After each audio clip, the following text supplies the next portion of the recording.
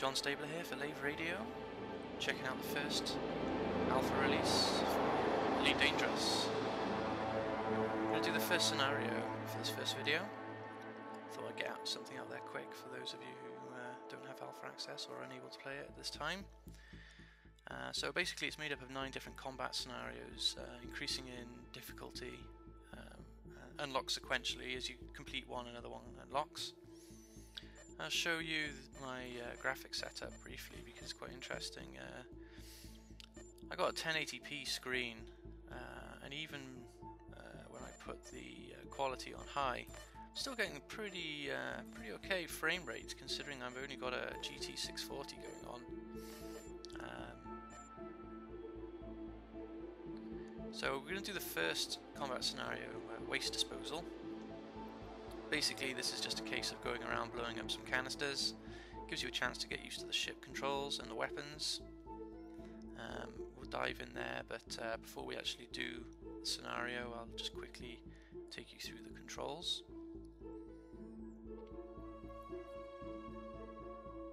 The other two, First Kill and Sidewinder Face Off, I've had a play with them earlier and they were you know, fighting against an NPC. I'll obviously be bringing you those videos later on. But I thought I'd show you this one first. It's more of a leisurely pace. You can maybe focus a bit more on the cockpit. A bit of lag there on the loading screen. Hopefully that'll be fixed in the final thing, but it's just a loading screen, let's not worry too much.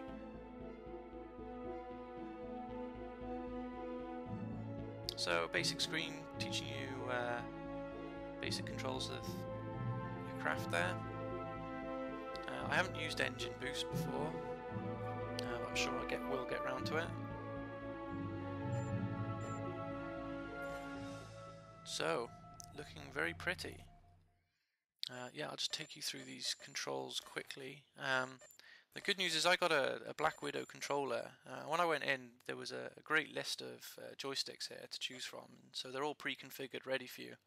I did try using like a custom control pad through a USB. I didn't have any joy with that, but probably if you got an Xbox controller, you might get some more luck with that. So basic controls, maneuvering your craft. As you can see, pretty much everything is bindable. You got targeting. At the moment I just use targeting whatever's in front of me. I haven't really progressed onto cycling through multiple targets. And then obviously you can, looking at this, you've got the concept of hostile and non-hostile targets. Here's your weapons, primary, secondary. This video features just a single weapon. And then cooling, which I haven't had a chance to use, but it seems there's a way to dump some heat out of your craft if that becomes a problem for your lasers and other ship systems. And you've got an interface in your ship. You've got panels for different parts of your ship which you can jump to by using the keys. And then once you're in the panels, then you can do different things, change different settings. And then also you've got the ability to divert power to different parts of the ship. So depending on what you're doing in combat, you can dynamically send power to different parts. And camera again, it just seems to be everything inside the cockpit. So we'll go back and we'll do this scenario now. So very pretty rocks. It's kind of unbelievable that you can get excited by rocks, but they look very nice. And here's, as you can see, there's some canisters floating around here. We're going to go and destroy one of them. As I said, preferably I wanted a controller to work, but I couldn't get that working. So I'm a bit rusty on the joystick, so apologies for any embarrassing gameplay you see in this and any subsequent videos. So there you go, I've just armed my weapons by pressing fire, and now I'm going to take out the canister. Nice beefy blasts there from what look like Gatling railguns or whatever they are in the future. So we're going to take out a few more of these canisters, and then we'll probably go for a run around the asteroid field. Some stuff to look forward to as well if you do, you know, bash into asteroids or take damage from other ships. You don't see it in this video, but I will show it soon. Is, you know, your cockpit starts to spark, and you know, you got little bits of fire going on there. So you imagine. Unfortunately, you don't get to pick up a fire extinguisher and put them out, but it gives you a real sense of immersion that you're taking damage, and different ship systems are taking damage and perhaps even going offline. Again, you'll probably see that when I get shot up a lot in the combat videos. And the bottom left there, you can see I've currently got the planet selected, and I'll probably try and select the canister or something.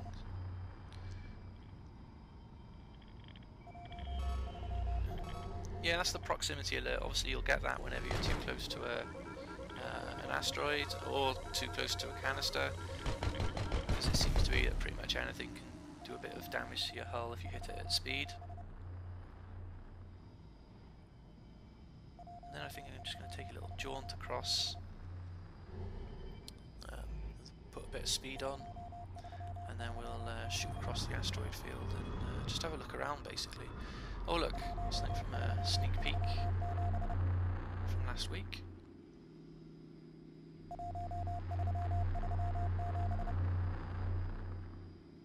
Interesting to see the variation in all of these asteroids. I mean, it's quite impressive. I mean, it's not like a lot of other games where you'll see like 10 different models just repeated all over the place.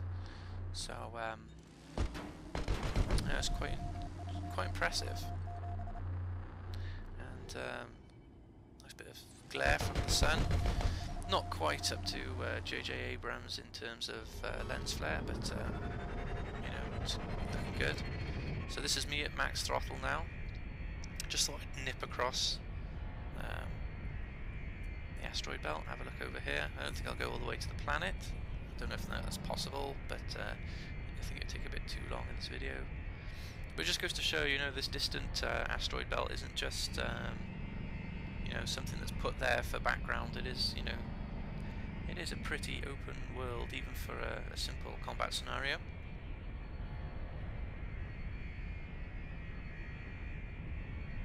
As you can see now, we're disappearing across the asteroid belt.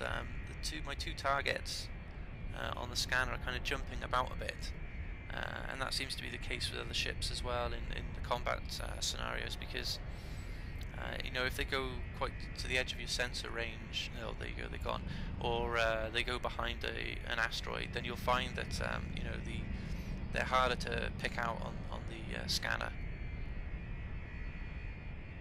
So just giving you that, you know, making the gameplay that more interesting. Yeah, as you can see, that planet selected. As I get close to a canister now, I'll select one of them, and you'll be able to see the hull integrity. So yeah, this seems to be like the max speed you can get, which isn't super cruise. Whether we'll see that in these scenarios or in the next alpha build, we'll see.